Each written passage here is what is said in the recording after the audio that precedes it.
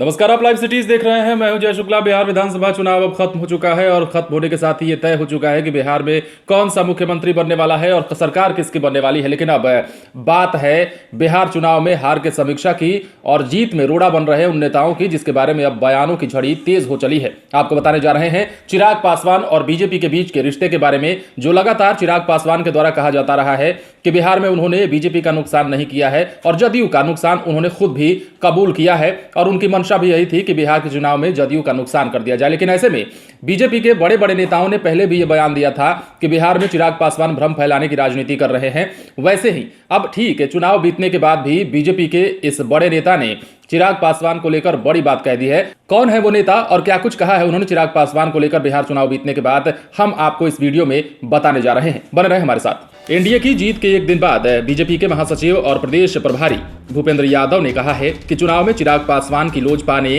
राजग को धोखा दिया।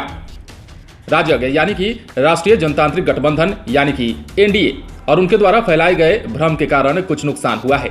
यादव ने कहा कि चुनाव में राजग की जीत की सबसे बड़ी वजह प्रधानमंत्री नरेंद्र मोदी की विश्वसनीयता रही। वरिष्ठ केंद्रीय मंत्री अमित शाह और पार्टी अध्यक्ष जेपी नड्डा की मौजूदगी ने भी पार्टी की सफलता में अहम योगदान दिया। लोजपा के बारे में भूपेंद्र यादव ने कहा कि पार्टी ने अपनी साख गंवा दी और उसकी राजनीति पर सवालिया निशान लगे हैं।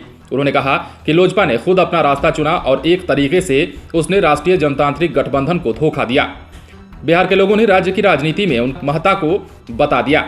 यादव ने कहा कि तमाम भ्रम के बावजूद बिहार के लोगों ने प्रधानमंत्री नरेंद्र मोदी के नेतृत्व और उनकी विश्वसनीयता के प्रति आस्था प्रकट की और ये बड़ी उपलब्धि है कि राजग को राज्य में चौथी बार सफलता मिली है। उन्होंने कहा कि राज्य में एनडीए की जीत की सबसे बड़ी वजह नरेंद्र मोदी का नेतृत्व और उनकी विश्वसनीयता रही। एनडीए बिहार विधानसभा चुनाव में लोकसभा के अपने प्रदर्शन को दोहरा क्यों नहीं पाया, इस पर यादव ने कहा कि चुनाव अलग होता है और राज्य तथा केंद्र के चुनाव अलग अलग मुद्दों पर लड़े जाते हैं। इसके अलावा कुछ स्थानीय कारण भी थे। उन्होंने कहा कि विधानसभा चुनाव के मतदाताओं की अलग प्राथमिकता होती है और वहां के स्थानीय मुद्दे भी अलग होते हैं, जबकि राज्य की राजनीति के आयाम भी राष्ट्रीय राजनीति से अलग होते हैं। इसके साथ ही वो ये भी कह रहे थे कि सामाजिक समीकरणों के हिसाब से हमारा गठबंधन मजबूत स्थिति में था और एनडीए सरकार ने समूचे राज्य में विकास कार्य किए थे, लेकिन लगातार झूठ बोलकर लोजपा ने भ्रम फैलाया और इससे पहले चरण में भाजपा को नुकसान हुआ।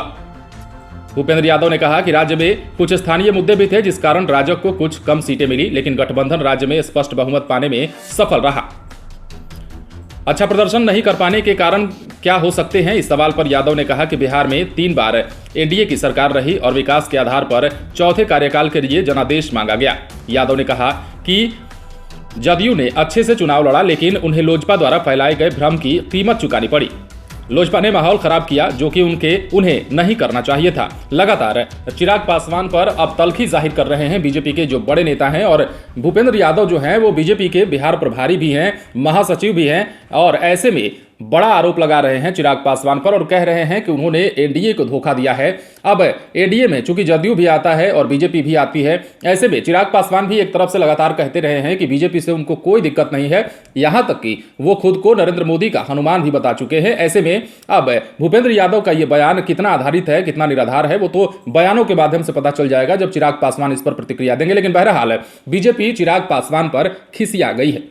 आप बने रहे लाइव सिटीज के साथ, तमाम खबरें हम आपको बताएंगे, लेकिन उसके लिए आप हमारे चैनल को सब्सक्राइब करें। अगर आप ये वीडियो फेसबुक पर देख रहे हैं तो पेज को लाइक करें। इसके अलावा आप हमें ट्विटर पर भी फॉलो कर सकते हैं। धन्यवाद।